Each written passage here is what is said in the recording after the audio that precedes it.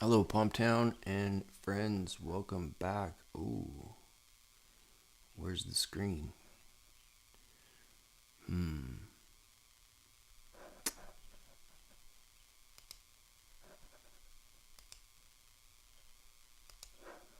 Let's see.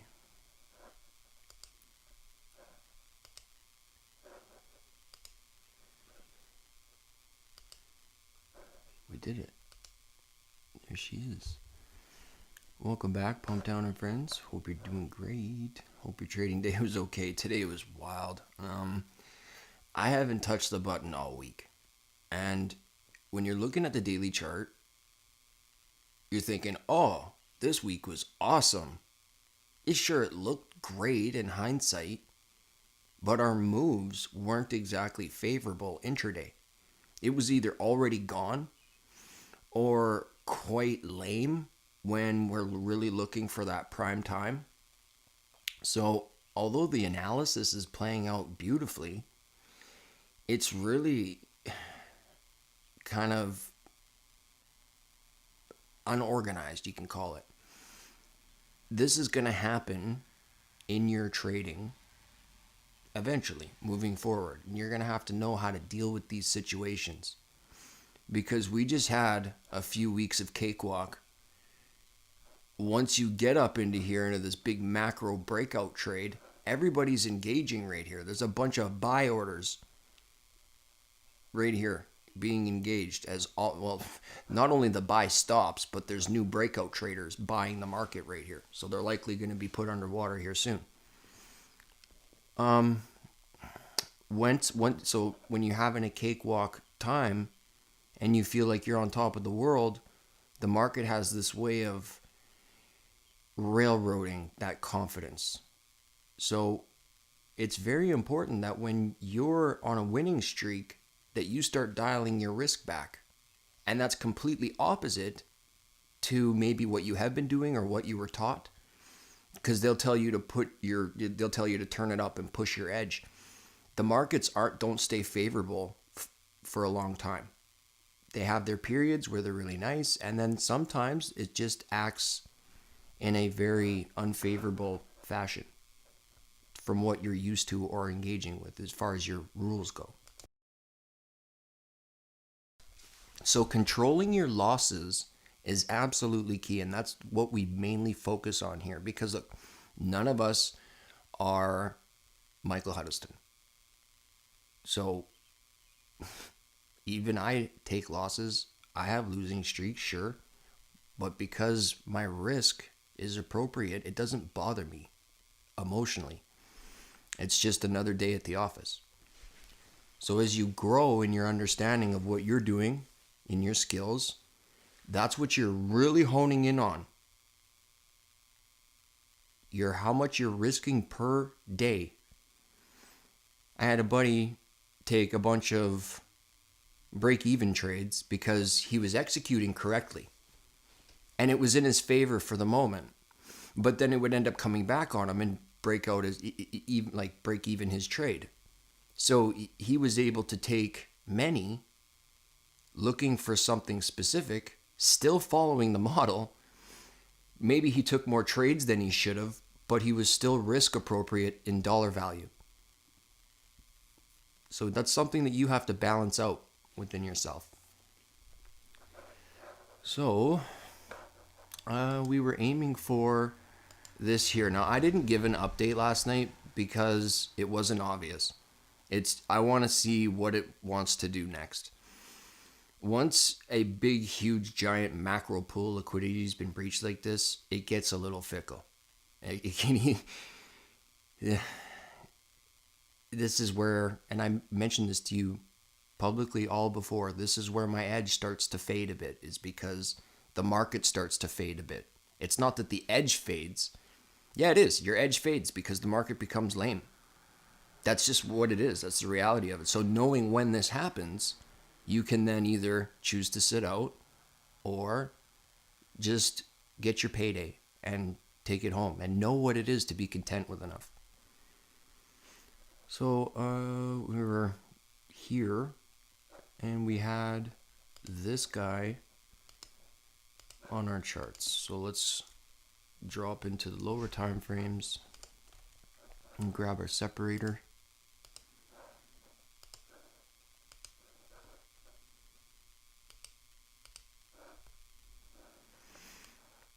Okay, so we're going to just go over yesterday. And so the day before, I was mentioning how I would want to see this pool of liquidity swept down in this discount to then start reaching up into the buy stops above the market.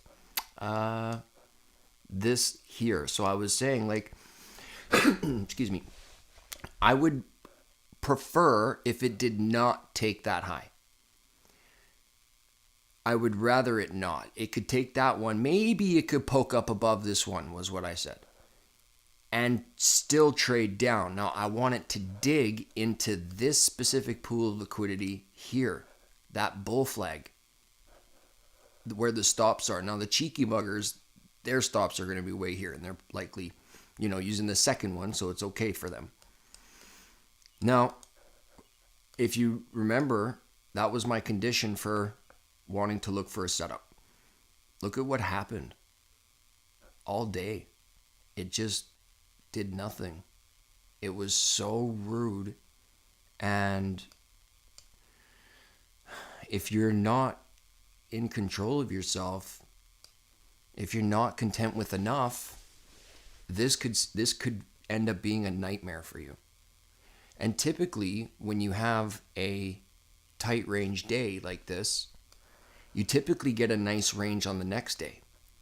So that analysis that I gave you here was postponed to here.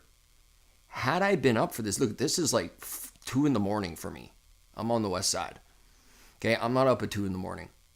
And because nothing changed within the analysis, we still poked up above the high. I was mentioning I'm not worried or concerned about what's above the open. I'm only concerned about what's below the open because I'm bullish on the market and I want to see this pool of liquidity on the macro ran out hard. So had this done it at 9:30 this morning or 8:30 for unemployment claims, I would have been all over this puppy. Now I woke up and price was already doing some gibberish here and then it just launched. It didn't even really give me personally a phenomenal entry. It didn't. It was all over. It was really choppy. It dug in real deep. It was kind of rude. And this is the stuff that you would expect once you've hit a higher time frame pool of liquidity. So that's for your notes. Knowing when the markets are going to be a little fickle. Because it's distributing all those orders that it picked up from way down below. So this is what it is to just be content and let price be obvious to you and not overdoing it. There's times to go for it. Like when we were down in that discount and everything was cool.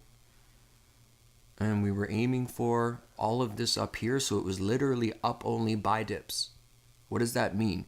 You master friend, you said it was up only. Look, buy dips. What does that mean? That means you're going to get some down movement. Does that mean it's over? No. But the quicker it snaps down into people's stops, the more I'm interested in that. And you don't need to know a lot about what I'm doing here, but premium and discount.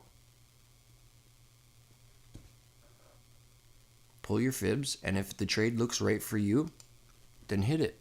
But I'm not chasing breakouts. I'm buying it as it's dropping. So if it hits a specific price point that I'm interested in, then I will take a position. That just hasn't happened all week. So let's go into the gross price action all week. So we opened up and we hit consequent encroachment of an old week opening gap and just started repricing higher. Opening bell here midnight open here for Monday. Look at the rise up in London. So right away I'm thinking, well, I'm bullish on the market, but I want to be buying a dip. So we're already above the open. So I'm waking up around here, and I'm just not interested. We're already well above the open. If it would have dropped into the gap first for 930, then I would have. See that big dynamic run here in the kill zone of London between 2 and 5, marked on the indicator. It might even be 3. No, it's 2. That's the Forex one. Our futures one is really 1 to 5, but who's counting? That dynamic run in London will typically spell a nightmare for New York. So that's your notes. If you're looking for a reason to not trade intraday, there you go. See how London didn't really do much, and then New York was just up only? That's beautiful. That's absolutely gorgeous. However, we didn't really get that nice dip below the open, and we didn't get a Judas down here. So I'm waking up, and I'm already waking up right here. So this is like 5:30 in the morning, 6, and I'm waking up, opening bell, and it's just gone. So no trade again. And then, so we're hitting targets, we're dangling. This is the last time we were hanging out. And I'm just like, it needs to dive down here. It needs to do something cool for me to want to engage. Now, if I'm telling you, if that would have happened in the kill zone of New York AM session, I would have been all over that. But she was already on the move, and I'm just like, whatever. So what's next? That's your review. So what's next? Well, the good news is we made a nice range up here.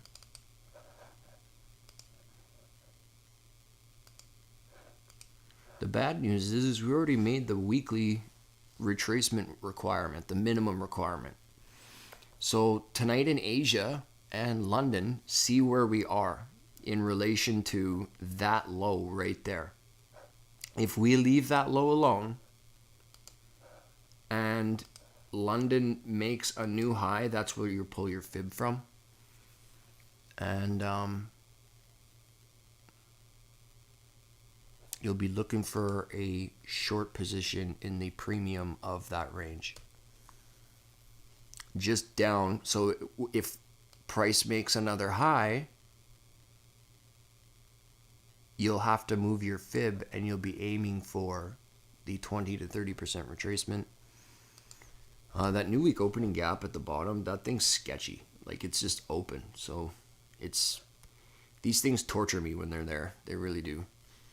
Because, yeah, they just do. Now, we're in the middle of May. And this candle is hilariously huge. Why do I say that? Because people who were calling it short here, all your mainstream doom artists that listen to, I don't even know, man. I don't know what they do, okay? I don't know who they're listening to. But we called the bottom, and they said Trump recession, orange banana bad, whatever. Not only were they wrong, they were mega, ultra, turbo, giga wrong. Because look at where we are. This was one of the biggest blessings ever. And I've been saying since October to buy flash dips. And what is that? One of the most beautiful things you could ever see in your life. An opportunity. A macro opportunity. That was literally a V-shaped recovery. Look at the size of that swing low in the month. Like, holy bananas. That's got to be the biggest swing low ever. Trump breaks records, this guy. Like, everything that he touches, he shatters. He's got to have the Guinness World Record for the most Guinness World Records by now.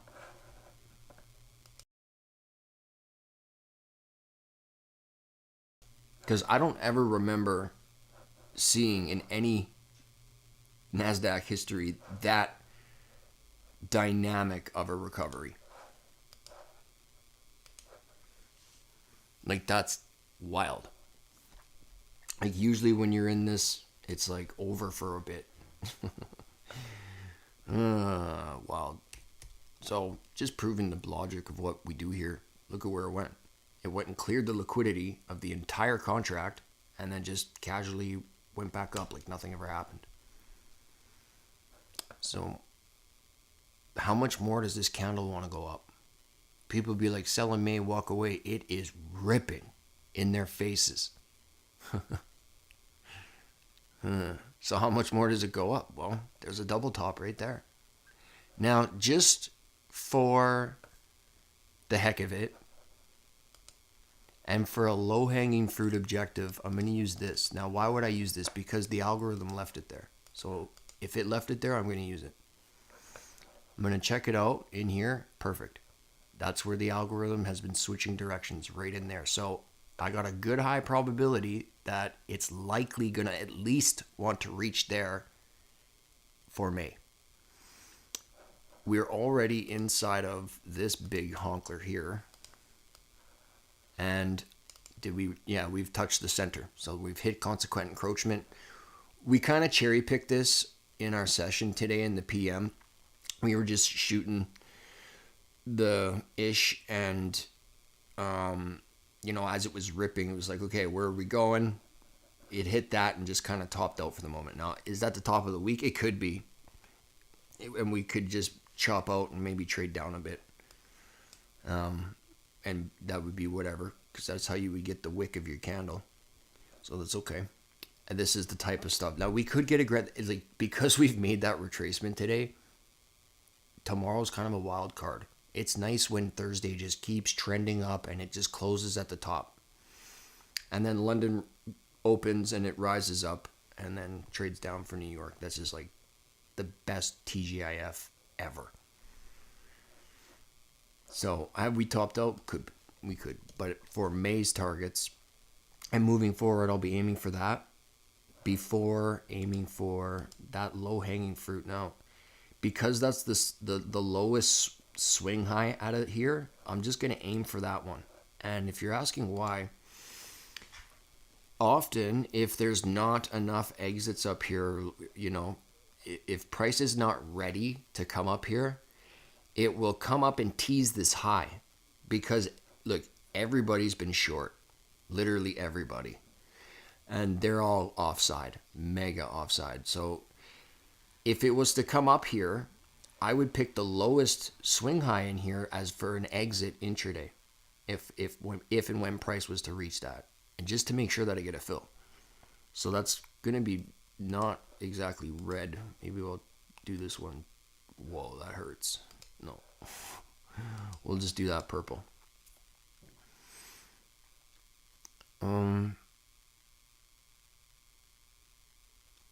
Check out the Fed folders for next week.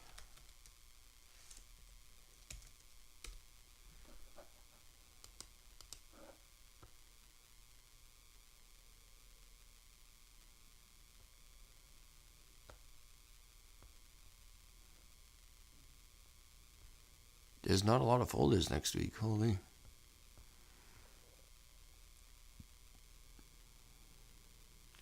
We got PMI, which will be great for altcoins if it's strong. And I'll do an update for that soon. And we basically, there's not a lot next week. So, right away, that just tells me that because of this large expansion here, and we've dapped that fair value gaps, consequent encroachment. You see how these two these 1, 2, 3, 4, 5 large range candles here. And then we had this compression here. And then another large range candle. So typically when you have large ranges, you're anticipating maybe a tighter range. If that's the case, this is great. We've got our break in market structure finally here. And depending on what next week does, we could leave a fair value gap. So when you're looking at what you'd like to see for the next week to happen, maybe we don't take that high and maybe we trade down. And that will be the high and the low for next week. Right? And then the following week, dap the gap and then start running up. So something like that. You got to kind of forecast what you would like to see. Now, if I seen this on a 15-minute chart, this is what I'd be putting risk on. So this is how I'm getting my bias. I'm using the higher time frames and then getting in sync with those lower time frames as long as they're in agreement with me. That takes some time to understand, and it's okay. That's what you're here for. And to those of you reaching out to me, you're very welcome. God bless you.